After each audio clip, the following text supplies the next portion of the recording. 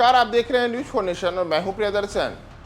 बिहार के मुख्यमंत्री नीतीश कुमार और इनकी पार्टी जनता दल यूनाइटेड पिछले कुछ समय से लगातार केंद्र की मोदी सरकार और भारतीय जनता पार्टी को हर उस मुद्दे पर घेर रही है जिसमें मोदी सरकार और भाजपा की नीतियां आलोचनात्मक होती हैं। तो अब ऐसे ही मामले में 23 जून को जब विपक्ष की बैठक पटना में होनी है, विपक्ष के कई दल पटना में आ रहे हैं, तो इन सब के बीच अब जनता दल यूनाइटेड की ओर से प्रधानमंत्री नरेंद्र मोदी को एक पत्र लिखा गया है और इस पत्र में मोदी सरकार की भी आलोचना की गई है और भारतीय जनता पार्टी शासित तमाम राज्यों में वहां की कानून व्यवस्था, वहां के नीति निर्धारण और वहां जो स्थितियां हैं उन सब को लेकर के एक बड़ा सवाल या निशान जदयू की ओर से उठाया गया है।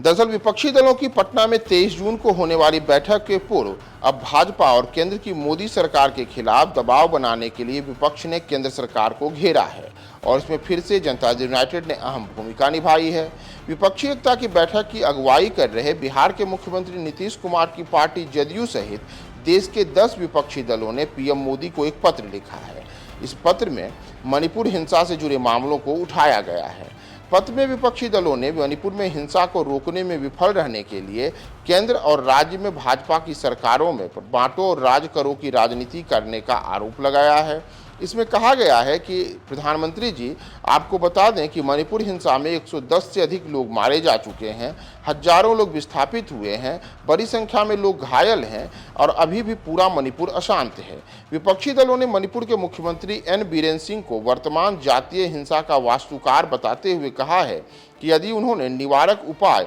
और त्वरित कार्रवाई की होती तो संघर्ष को टाला जा सकता था, लेकिन उन्होंने ऐसा नहीं किया। पत्र में यह भी कहा गया है कि प्रधानमंत्री की चुप्पी भी आलोचना की गई है और इसमें केंद्रीय गृह मंत्री अमित शाह की मणिपुर यात्रा के बावजूद वहां शांति मुश्किल से आती दिख रही है, इसे लेकर के मोदी सरकार पर बड़ा सवाल दागा गया है। इसमें यह भी कहा गया है कि मणिपुर में तत्काल गोलीबारी को बंद करने का आह्वान किया जाए। विपक्षी दलों ने कहा है कि सभी सशस्त्र समूहों को तुरंत निरस्त किया जाना चाहिए और पर्याप्त सुरक्षा उपाय किए जाने चाहिए। इस पत्र में कहा गया है कि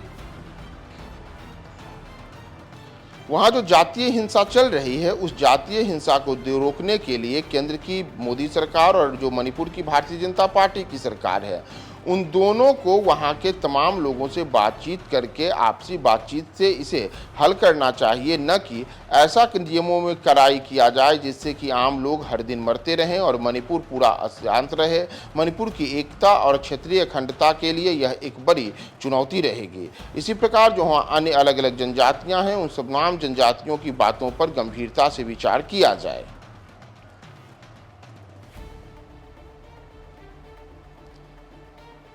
प्रधानमंत्री से यह भी आह्वान किया गया है कि आप राज्य प्रशासन से आम लोगों का जो विश्वास पूरी तरीके से उठ गया है उसके लिए वहां के मुख्यमंत्री को तत्काल बदलना चाहिए और इसमें भारतीय जनता पार्टी को अपनी जो नीतियां हैं वहां पर उसमें बदलाव करने की आवश्यकता है।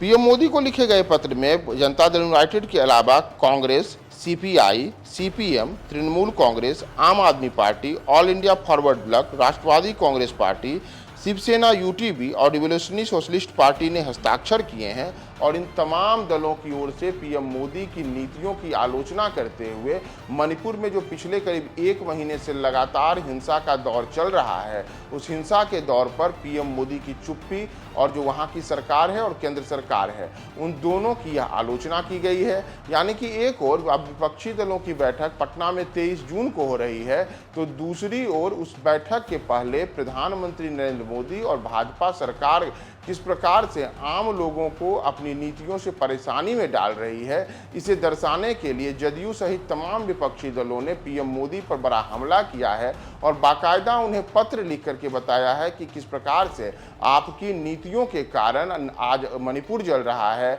और पूरा देश यह अशांति देख रहा है और कहीं ऐसा न हो कि यह जो अशांति की आग है यह आने वाले समय में मणिपुर में और गंभीर रूप अख्तियार कर ले।